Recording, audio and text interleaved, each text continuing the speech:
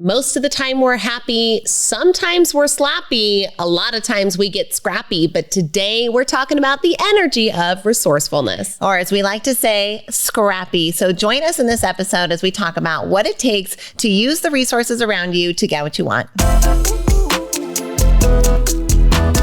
Hi, we're sisters Kay and Shai, and we're the hosts of the Infinite Energy Podcast. We believe that everyone has the power to live a more energized, optimistic, and fulfilling life. In every episode, we share tips and techniques for harnessing your own power and creating the life you deserve. Get ready to ignite and discover the limitless power of infinite energy. Thank you again for joining us today for the Infinite Energy Podcast. Today, we're talking about the energy of resourcefulness. Now, one of our favorite mentors, Tony Robbins, says that what is even more important than having resources is having resourcefulness. In fact, it's that revelation that he makes in his TED Talk that was, for me personally, so impactful early in my life. In fact, I even reference it in my TEDx talk that I got to give in 2015, because this idea of realizing that if you can just be resourceful enough, you can find a way to achieve what you want and accomplish something even when the odds seem impossible was revolutionary for me and really helped a big shift in my life. Now, here's the thing. It can feel often like we have completely insurmountable odds ahead of us, like there's no way to get through the challenges that we're facing. Oftentimes, it feels like maybe we're a little bit of the underdog, or maybe we're the Cinderella in the Cinderella story. But guess what? Sometimes these things work to our advantage, because when we don't have the resources, turns out we have to dig deep and become something called resourceful. I like that you bring that up, because when we are surrounded by resources, right, when we think about that, it can be easy to get comfortable. In fact, you're probably surrounded by a lot of resources that make you comfortable, from the furniture in your house, quite literally, to the relationships around you that pitch into your life, to the conveniences of modern living. We are abundant in resources around us. And so it's easy to get comfortable in that state. But when we are in a situation where resources seem or actually are limited, certainly from a standard point of view, then we have to activate that piece inside of us that makes us look around and start being proactive about what can I use and can I do in order to move this forward. So let's take a look at that definition of the day. Woo, woo, woo. Here we go. So the definition of the word resourceful is a really, really good one. You ready? Having the ability to find quick and clever ways to overcome difficulties. I love it. Quick and clever. Don't we love being clever, right? Doesn't that feel good when you can put something together that is nuanced, that is finessed, that is a way that can put a package or a bow on something that allows someone to see it for the gift that it is and maybe not a burden? Now, we love to do that with communication all of the time. When we do that with the activating around us, the environment, in order for us to advance our causes, we really are able to live in this dimensional way where others can look at us and say, how did you do that? Or how did you make it through? Or wow, that's just so creative. And it comes from that place of really activating and getting proactive. Now, as Shyla mentioned before, when we start to stack resources, oftentimes we can get ourselves, we'll just call it what it is, a little lazy, right? You sit on your butt, right? You're comfortable. You don't want to get up and go make things happen when things have already happened and feel good, and to get yourself out there. But channeling the energy of resourcefulness means that even when you do have resources, you continue to stay resourceful. Now, even we've had this happen to us several times where we've gotten comfortable inside of our resources, lost the edge for resourcefulness, and then found ourselves in need of it again, having to get resourceful because that addition of comfort at the expense of your growth can end up being a detriment to ultimately your success.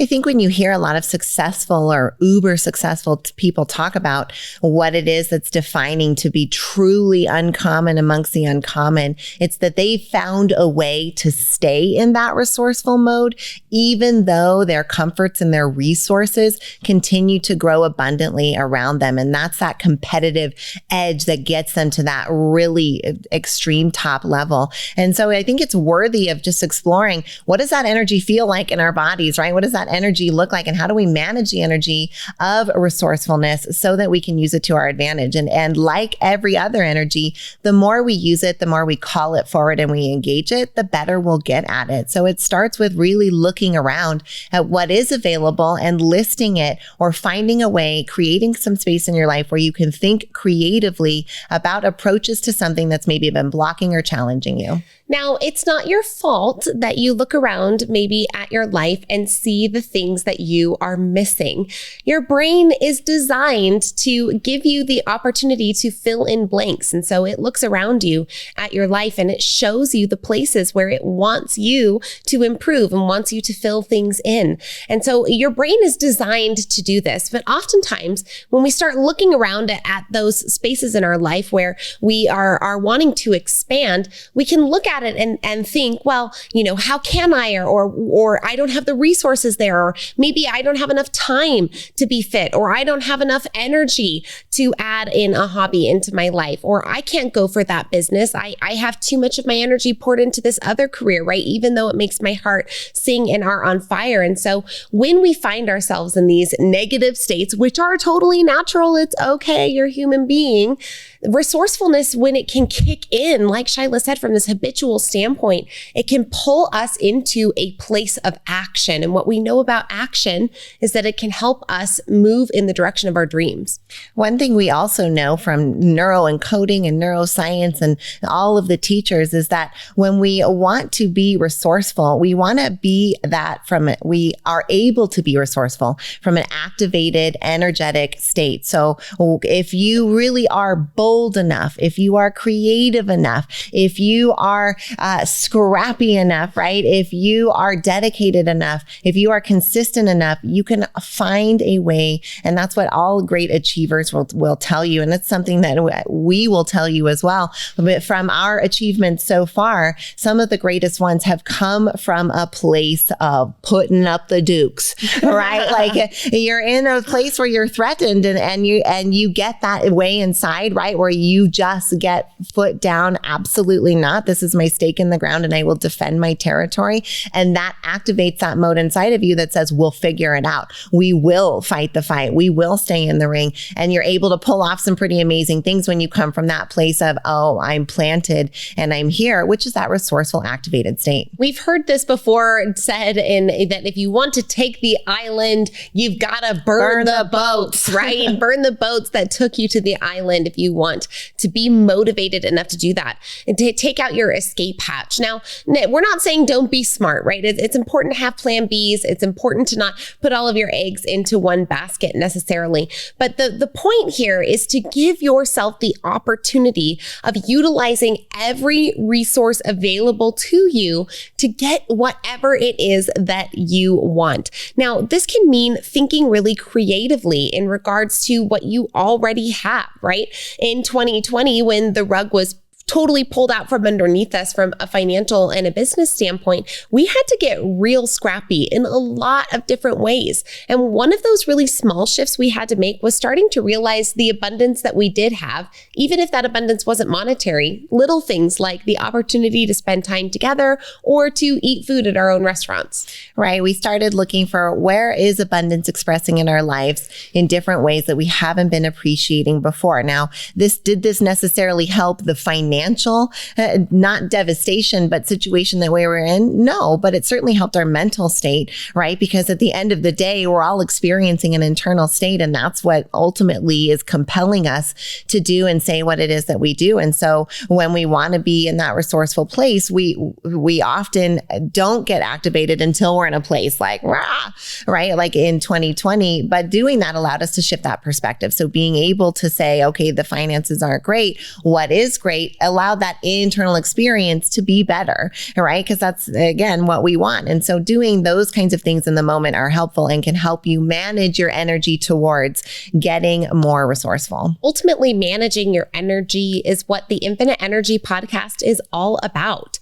The point here is that there are energies all around us. And when we can tap into them and utilize them, we find that emotional undercurrents, that energies in life, things like resilience and resourcefulness are really resources that can be harnessed in order to help us get what we want. And so resourcefulness is embracing the spirit of understanding that there is always something available for and to you when it comes to helping you get whatever it is that you desire. So if you're sold on resourcefulness and you're begging, how do I activate this more inside of me? We've got good news for you. Our favorite questions for doing this are coming up in segment 2. So please stay tuned because that's coming up next.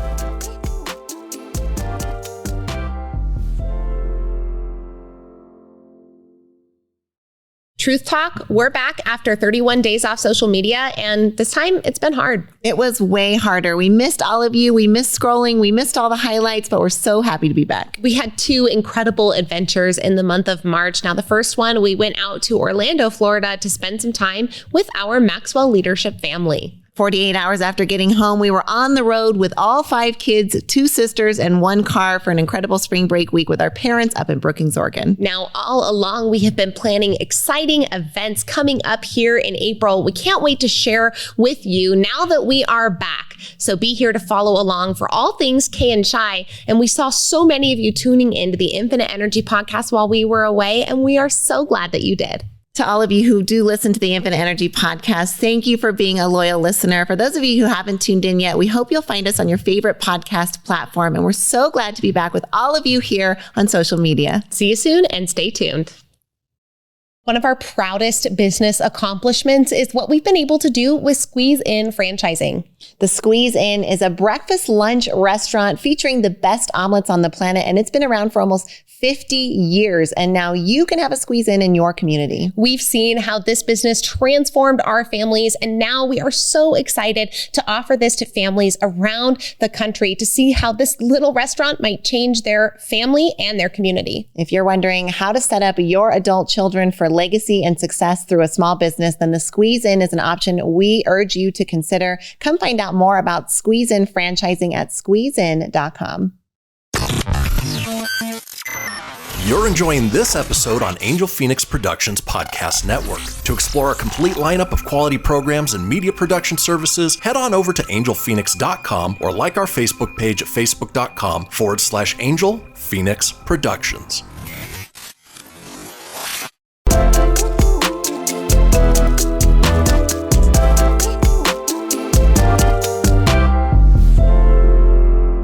All right, we are back with the energy of resourcefulness. Now, let's get into a little bit of action because heck, it can be really hard when the odds are stacked against you to find the will and even the courage to be resourceful. Right. That first part is you've got to have some kind of shred of hope, right? You have to be able to at least grab onto the hope. That's your first stepping stone. And once you've got that hope, you want to cultivate it like a little flame. You want to feed that feeling. You want to do whatever you can to make that flame bigger. Now, what we know about our brains, right, is that they're the greatest biological supercomputers in the world. And what do we know about computers? They speak in binary, which is zeros and ones. Now, our brains are actually more complicated than binary, but they love binary as well, which means your brain primarily speaks in Q's and A's. So one of the best neuro tricks you can do is to ask yourself questions because it forces your brain to answer the questions, which forces your will, your attention, your consciousness to focus on positive aspects or answers to those questions, which if you frame it right, can help you get to resourcefulness. Now, questions when done in almost, let's call it mantra. They're like mantra level. It is. When you can bring these questions in almost as a mantra to your soul, right? You are singing the Q song into your inner self and your brain is going to start giving you answers. Now, the interesting thing about the right questions is that they begin to inspire you. They inspire you not only from an emotional perspective, but they also inspire you into action and activity. And so we're going to give a few of our very favorite questions questions that can help, especially when it comes to harnessing the power of resourcefulness. Now, oftentimes when we are feeling like we do not have any resources, the answer and the feeling and the idea can feel like, I just don't know what to do, right? Just, well, what do I do? What do I even do? I just don't know what to do. Well, I would take action, but I just don't know what to do. I feel like this is a very pervasive feeling when we're feeling unresourceful. I think you're right. And I think because we often get stuck in binary mode when we're thinking about our options. So we're looking at a challenge and we're thinking, this is all I can do is either this or that. Or worse, you're telling yourself, I have no option here. So the number one question that activates resourcefulness is the following. If you are a writer-downer, this is your writer-downer. What can I do?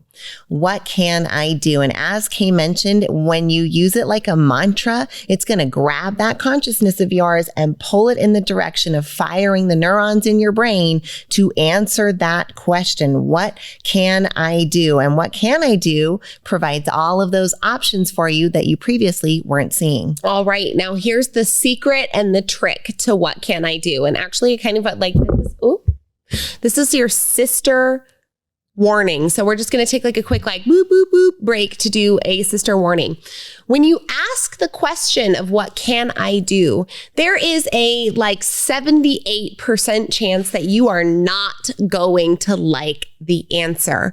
A lot of times there are little things that come up. Well, what can I do? Well, I know that I can't go solve the giant world problem and that's hurting my heart that I'm seeing in the news. But what I can do is go clean out my junk drawer in my kitchen. What I can do is go put away the laundry that I've been avoiding. What I can do is get up and go for a walk.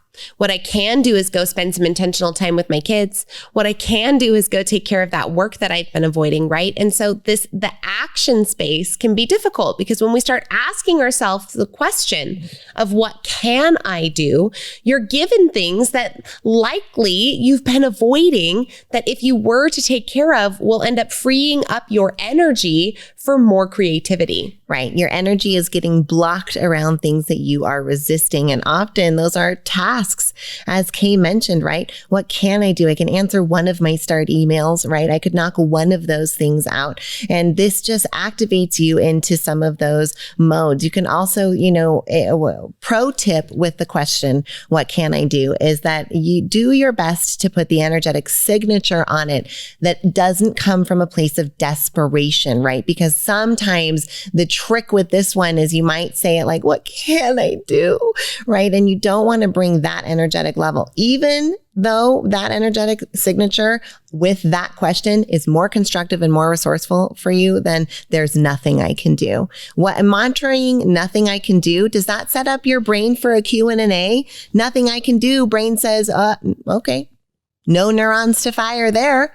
And a solution is not going to present itself to you in that state. So what can I do, especially from an empowered energetic signature state, is, again, your number one most resourceful activating question you can ask. And don't avoid the actions that it gives you, even though they're going to be uncomfortable. Like they probably will be uncomfortable. Half the time I do not like the answers that come up from that question, but they are very impactful. And when you get that energy flowing, remember, we then get to harness it in order to use it. I couldn't hold it in, gang. I tried. It was a family moment. Do we call it? Sound like a snizzle? Like it's like a sneeze, but a giggle, right? She snizzled. Even if you notice, I would push my finger here. That's a trick. You can push your finger here and you won't sneeze. But I did it and it went away. And as soon as I brought it back, I totally sneezed. So thanks for being there. That was adorable. Okay. All right, back to the show. Back to being resourceful. Thanks for following along with all of us on that little adventure. The snizzle journey. And you know what? What I can do is give you the next question that you can ask yourself when you need to get in a resourceful state. And that is, what do I like? What do I like is an incredible question, especially for a mantra type state, because our brains like to pull into a place that you and I are both familiar with. We like to call it judgment junction. Woo, woo. We are pulling this train into judgment junction. That is right. That is where you are sitting at the junction and you are looking out and you are judging everything else that is out there. You think that the colors of the walls are weird and that it smells funny in here, and I don't like that person over there, and this is too loud, and the teacher's being funny, and the color of my backpack is weird today, and right. So we have this internal narrative that oftentimes is very judgy, and so this idea of what do I like, especially when it's mantraed, begins to propose a question to your brain that helps you to find the things around you that keeps your focus in a more positive direction. Look, judgment is your default and there's nothing wrong with it. Your brain is differentiating between things that are giving you energy and things that are disattracting you. But the judgment is the default. And if you just live in that default zone, you're always going to be looking at and paying attention to the things that don't feed your energy, which means using a question like, what do I like, allows you to shift, as Kay was just saying, to that positive side of things. This is activating what your brain is already trying to do by judging things. And instead of defaulting, you're now choosing the programming that you're going to do with that already present process in your brain and pointing it in the direction of resourcefulness, right? Because what do I like allows you to shift focus to the things that are feeding you energy, that are energetically calling you, that are out there that you want to enjoy, right? Because if you see things that you like, if you're paying attention to things you like, you start to have a better internal experience and you enjoy the experience more and you see things to appreciate. And that's a better way to be. I think we would all agree, which means asking the question, what do I like, allows you to see solutions, allows you to have a better internal experience, and allows you to be more available and open to creative options. There's an image coming forward in my mind of like the judge, the old school judge that holds up the number, right? And there's the judge that holds up the 2. And then that same judge, a couple people later, holds up the 10, right? But the judge never changes. It's just what perspective that judge is looking from. And so you are the judge of your life. And whether you are looking for the 2s or the 10s is completely up to you. And if you find that your life is feeling more 2 than 10, maybe the question, what do I like, could be a helpful navigator for you. It seems so simple, but the simplicity is where its effectiveness comes into play. Because when we, like we do in neuroencoding, assassinate complexity, we're able to actually put things into action. And just mantraing this question of what do I like helps you to not only see the good around you, but then to focus on the good around you, internalize it, feel gratitude for it, and ultimately bring you more present and into the moment. Now, we said we had 3 questions for you. The last one will come up in our final segment. Then we want to share some personal stories of times where we've had to get what we like to call scrappy.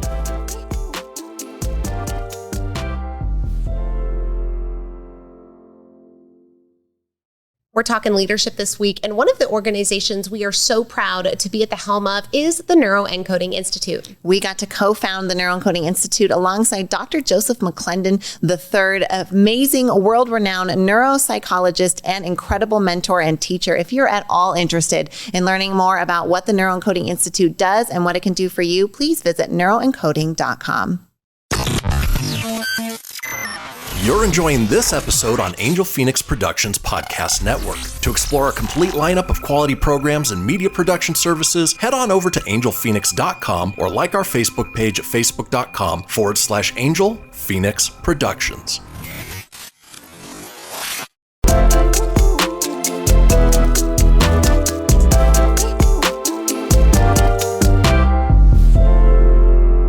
Now, in that last segment, you got the number 1 question to activate resourcefulness. That's what can I do? We also gave you a number 2 question, which is what do I like? And when we talked about what do I like, we wanted to just share a quick confession session with you because as we talked about judgment junction, we have pulled into that station many times. So many times. Have found ourselves there many times. Still do. And when we equipped ourselves with this question, it's actually a set of questions coming up up next week in the energy of fear. Make sure you're tuned in for that one to hear it. But we found ourselves in environments where maybe we had, I don't want to call it expertise, but a lot of experience and had developed preferences, right? And I'm talking about events, right? Like Kay and I love events. We attend events. We put on events. We love events. So we found ourselves at an event, and we pulled into Judgment Junction Station, and we were saying, oh, the AV is weird, the audio visual, and oh, it's a little cold in here, and oh, the agenda. And we had that moment. Thank goodness we interrupted that pattern, and we asked ourselves the question, what do I like? I liked the food was really beautiful this morning. It was a beautiful spread. What do I like? This venue is amazing. What do I like? The organizers have been fantastic. What do I like? Some of the speeches have had really incredible impact. And all of a sudden we were shifted into this more positive, resourceful state. And so when you find yourself in that Judgment Junction, allow yourself to especially ask that question, because it makes that internal experience better, and it makes you more resourceful. What do I like is such a powerful option for you to choose, especially when you find yourself getting into an unresourceful state. So the third question to help bring about your resourcefulness is a wonderful question. And this is right out of Joseph McClendon III's work. Now, many of you know that we are the co-founders of the Neuroencoding Institute, right alongside Joseph McClendon III. He has a doctorate in neuropsychology and has been an ultimate performance coach for the last 30 years. Now, Joseph's cornerstone question for his method of neuroencoding is the question, what do you want? But when we are proposing questions to ourselves, especially if we're utilizing them as a mantra, putting them in the I form allows the brain to answer the question for yourself. So the final question when it comes to generating resourcefulness is the question, what do I want? This is such an impactful question. Do not let its simplicity fool you. There's a reason that it's the doctorate of neuropsychology's number one question. You can't not answer it if you are going to sit with him and pay the, oh yes, $350,000 a year to have him coach you once a month, one-on-one. If you don't want to pay that, right, you can just listen to us now tell you that number one question is, what do you want? You've got to answer it, and you've got to answer it in detail. So take that trick for yourself and mantra it. What do I want? What do I want? Most of us are more comfortable saying what we don't want. Most of us, in fact, will default to answering the question, what do I want? With what don't I want? Well, I just don't want to feel sad anymore. That's not an answer to what do you want, right? You can frame that in the positive. I want to feel joyful, playful, and light most of the time, right? That's a positive reframe on that. But catch yourself if you start answering that in the negative, because most of us will do that by default and think you're saying what you want. Now, there is no resourcefulness switch. There's not any gene that creates resourcefulness inside one person and not inside another. It really comes down to the building of the habits, of the thinking habits, especially the ones that generate questions like these in your brain. Because when we can default to positive questions versus states of what we don't want, what we don't like, and what we can't do, we end up allowing ourselves to be open to the endless possibilities that are in front of us and to kind of pluck creatively from the tree of life as we move forward. This is what the essence of resourcefulness is all about. It's understanding that you're always resourced. It's never having the fear that there aren't enough resources, because you understand that as long as you have resourcefulness, you will always be resourced. I know I just used the same word in like 4 different ways, but I promise it makes sense if you go through it. And utilizing these questions to strengthen those thinking habits is a way that you can really make a difference in shifting maybe the state for yourself and hopefully gaining more momentum toward getting what you want. I love that imagery of being able to pluck those options, creative options off of that tree of opportunity that is available to all of us, especially, right? You kind of think about the different states that you can embody, the different energies that you can have, allow you to have different places around the tree, right? Sometimes it's about determination and full charge energy. Sometimes it's about reflection and thoughtful decision making, right? Sometimes it's about getting really playful. Sometimes it's about asking everyone you know if they can help. Those are all different energies that put you in different places on that tree and allow you to pluck different fruits. So I love that. And we can tell you, because from experience, I think we've plucked from every piece of that tree. Oh man, it's at least as many every as we energetic can. signature. Sometimes they don't taste good. Sometimes they don't,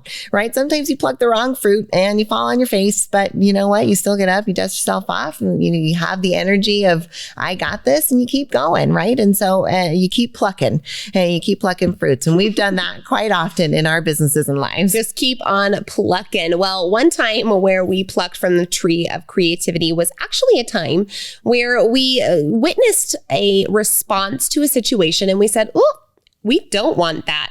And by asking these resourceful questions, we were able to find a way of responding to a situation that we did want. So imagine, if you will, you're a restaurant owner and it is early summer 2021. If you can put yourself back in that time, you'll remember that this is, for the most part, when the country lifted restrictions. We could now go to full service. We were back and it felt like pandemic is over. Now, we got good at being scrappy through the pandemic. If you're a listener, you know, you've heard us talk about some of those early days in the pandemic, but we want to take you to a time where we had to get resourceful once again in a time we weren't expecting. The pandemic was at first, of course, a punch, but then you got kind of used to it and we got in that mode of being ready for it. When we found ourselves in summer 2021, as those restrictions lifted, as everybody celebrated back to normal life, what wasn't normal at all was the fact that we were losing staff left and right. We couldn't keep anyone. We were overwhelmed with the amount of guests and the lifted restrictions, but still high sanitary safety expectations. And we found ourselves drowning, just like every other small business, in the labor crisis. Well, there weren't enough people to go around, and laborers had been off for so long that the training gap was very large to fill. And so many businesses out there reacted in ways that we weren't very aligned with. There were businesses out there blaming others or finding outside circumstances like the government or the workers themselves, saying that it was their fault and not taking any form of responsibility or asking for help. No, we took a little bit of a different approach, right? So we saw something we didn't like, right? All of us are getting squeezed. We see some other businesses acting in a way that we don't like, and we go, ooh, we don't like that, right? We pull up into Judgment Junction. We're holding up our twos. We're like, boo, that is not a good way to act about this. And so then we shift, right? We get into our resourceful questions. We say, okay, well, what can we do and what do we like? Well, we do like, I'm shifting. This is me shifting a gear. I know that it happens on this side, but that's what's going on here. So we're shifting our gears into what do I like? Well, I do like responding to things with grace. Well, what can I do? What I can do is ask my community and use my following, our following, for help in order to maybe solve the problem from a space of gracefulness instead of a place of grimace. Right. What do I like? I like my current staff. I like who they are and I want to keep them. What can we do? Can we put our own restrictions back on ourselves so that it saves our staff? How do we approach this in a way where everybody wins? You ask yourself those empowering questions. You say, I see what I don't like, right? We're in Judgment Junction. What's a 2? Okay, so what's a 10, right? You want to know what the 2 is, and then you get away from the 2 as fast as possible and you see, where's my 10? And that's where you ask those empowering questions. You give the brain the cue so it will give you the A. And so as we're asking these, this kind of plan formulates that we're going to craft this message to the community that is going to be a little bit of a declaration of the line in the sand on behalf of our staff, that we're going to protect their mental health because they were crumbling under the pressure of this combined labor crisis and this surge in volume of guests who wanted to, right? Yeah, we're free. We're free. But we're back to 100% and our training isn't there. And so their mental health is suffering. So we come out with this declaration of our line in the sand that we're going to protect the mental health of our associates. And we are going to put restrictions on ourselves back down to 50% with limited to go and limited so that the guests we were serving were having the experience that they expect from our establishment and that our staff were able to live or to work in an environment where their mental health was protected and they wanted to stay on board. And then we asked for the community's grace and understanding in this. And if they knew anybody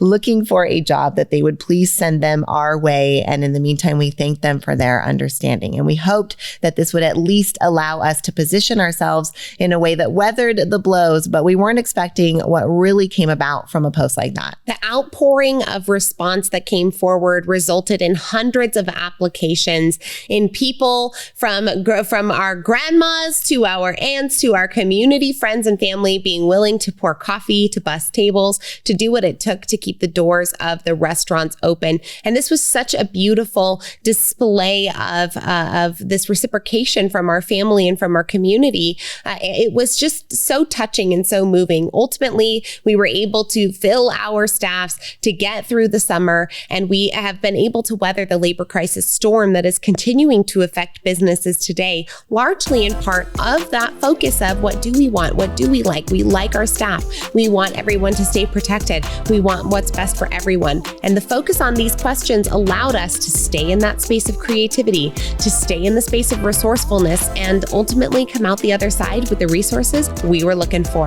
Now, this comes at you, as always, with so much love from your sisters, Kay and Shai.